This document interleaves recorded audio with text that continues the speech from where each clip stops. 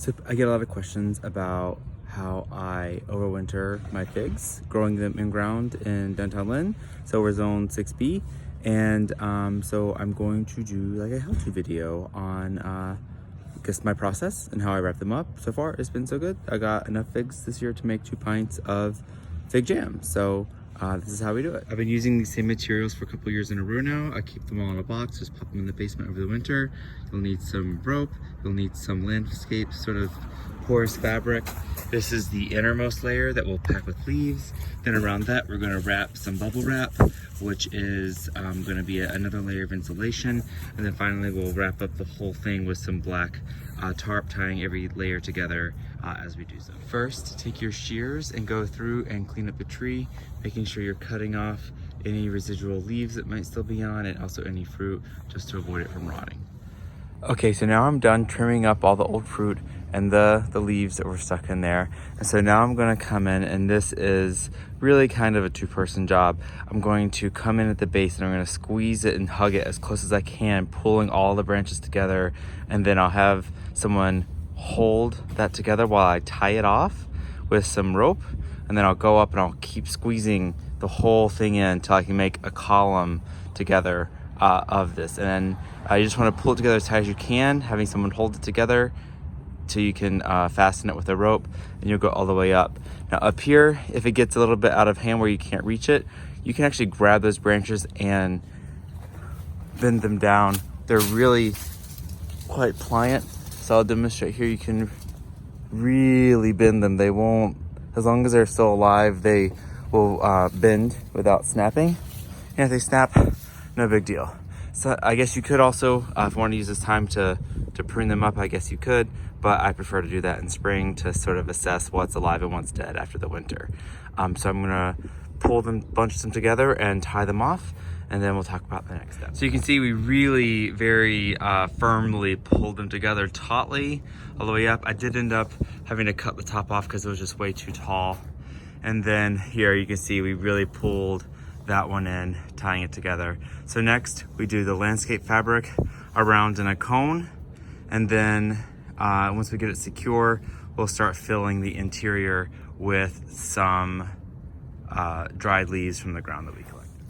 Just the first layer we've wrapped up. Now we've more or less secured it with some stakes in the ground, and then we're gonna be dumping some leaves into this core, and once that's filled, we'll wrap up additionally and keep packing as much leaves as we can into that center column. Make sure that the leaves are dry and crispy because you don't want them to mold right up against the bark. Okay, so you can see we've basically wrapped additionally all the way up as far as we could get to the top. We're not gonna worry too much about that bit up there. Should be warm enough. And you can see we've packed it with leaves all the way up as high as we can on the inside column of that. So that's going to, you don't want to really pack it down. You want it to be light and fluffy because that's going to trap air and insulate. Now we're going to go in with these rolls of bubble wrap, and we're going to start at the bottom and overlap by about 10 to 20% all the way up to add another layer of air on the outside to insulate. Okay, so now we've gone through and we've done the bubble wrap up, and you can see where we have a little bit of overlap between each panel just to keep it covered. If you reuse the stickers that come with the stuff, you can, I mean, this is my 3rd winter doing this, so you know, it's not too bad if you hold on to the materials. So then I just had a little bit of extra leaves. I just topped it off a little on the tops.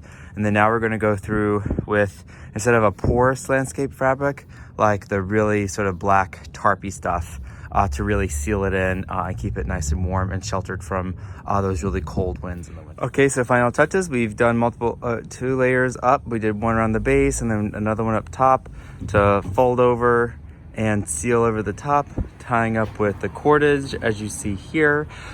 No, some people recommend putting like a bucket or bin over the top of these. I did not have a lot of success with that, so I just totally wrapped the whole thing up. This isn't, you know, airtight. I don't think it's going to matter. It will actually be good for it to breathe a little bit. Even still, with it being a little bit not airtight, it's gonna probably, maybe the very tips might mold a little bit, but I find that that is preferable to have a few moldy tips than to have the whole tree die over the winter.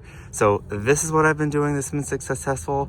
So I think if you are trying to grow them in ground yourself, it's worth giving it a try. And then finally, just we flared the black tarp out at the base a little bit. I put some branches over the top of the flare, and then put some leaves down on top of that just to further insulate the root system and sealing it off from the wind.